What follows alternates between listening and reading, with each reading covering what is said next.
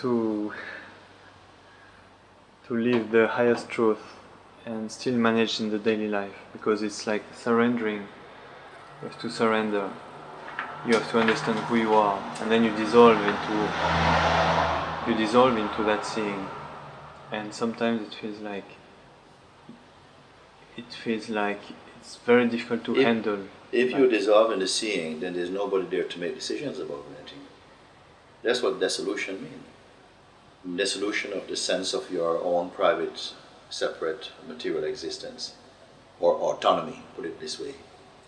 That's all it means. And then you see, because until now you're taking responsibility for your life. You think that there's you making this decision, making choices, contemplating what you should do or not do. You believe in this idea of yourself, but it's entirely false. It's not true at all. And this dissolution, when the understanding takes place in you, the dissolution only amounts to that it is recognized that you don't exist. This guy that you take yourself to be, it's only an idea, another idea like other ideas. Okay, it's not another idea like other ideas. It is the most intimate idea. And this is why it goes undetected, you see. Okay, so once this dissolution happens, and it is happening to greater and lesser degrees or extent in different people, depending upon the openness that there is in the mind to accommodate, these reflections or these contemplations. But after it's happened, after this contemplation takes place, understanding takes place, if you want to say this, then there's really the moving out of the way of this character that you call yourself. Then also now you ask, how do you live in the world? Well, I feel you will live quite beautifully in the world. Live quite beautifully in the world. Because you're not living in the world. You're living beautifully in the world because you are not living in the world. You're not living your life. Nevertheless, at another level, because I sense you are actually itching to make a point about something. How will the life be? Does it mean that you say, okay, the world doesn't matter anymore? No, actually, paradoxically, it's not like this. In spite of seeing that all of this is an illusion, also you must include in that illusion the idea you held of yourself also is illusion. Nevertheless, it is a divine illusion, and there's an order to it. I cannot talk about the purpose, the details, because I feel that is a contrivance. It is fresh every moment. It's infinite potential every moment. But also how you live the relative existence. I think this is what you're talking about.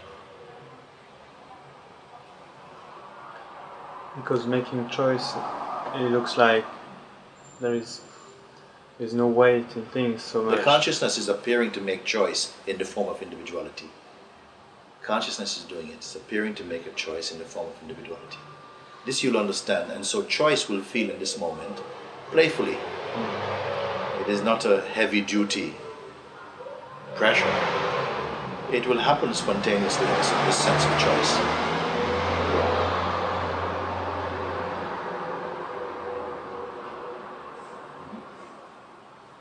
Then staying in that is like a meditation. Staying in that is also thought, you see. Staying in that is also thought. There's that.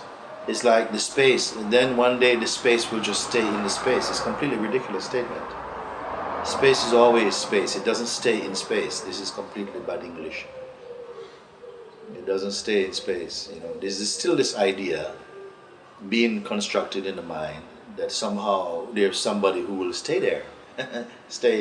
How you stay in that awareness. We have to accommodate even these ideas because to a certain extent at a relative level there is some feeling in this statement, So I don't want to smash you on the head about it, okay? How you stay in it. But you have to come out of this state of projection that you need to stay in it and actually get into it, if you want to say that. Realize what it is. Because when you realize what it is, then you'll see that there's no effort to stay, that this was just a mistake.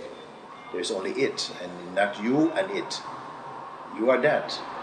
I don't know how words is going to do this, to convey this type of thing. I don't know. I think I've been failing all my life talking about these things. I don't know what I'm talking about. I know where I'm speaking from, but what to speak, to put it into words, I don't want to mislead you, to say trust in it, follow them. If you follow them, you reach the place I am talking from. No trouble. Then each time reaching this point there is silence, and this is my natural state. I just honor this, just take as that effortlessly. Even again you speak, do you honor this? There's no you there to honor it. This is why it's silent. If there's you, there's no silence, always noise. Wherever there's you, there is going to be noise. And let's be clear about it. Noise like this noise, and this noise. Even when you don't, if somebody put duct tape, you're still noisy inside. If you don't understand this thing. You see. Nothing to honor. It is understood, but is living it fully. And the one who understands it must die. Cannot be one surviving to understand this. The understanding itself got rid of you. I wonder if these words seem too brutal, but I mean they are so full of kindness, you see. Get rid of yourself. And all these troubles, all these concerns about how you will be when, you will be as you are now, properly. Thank you. It's good?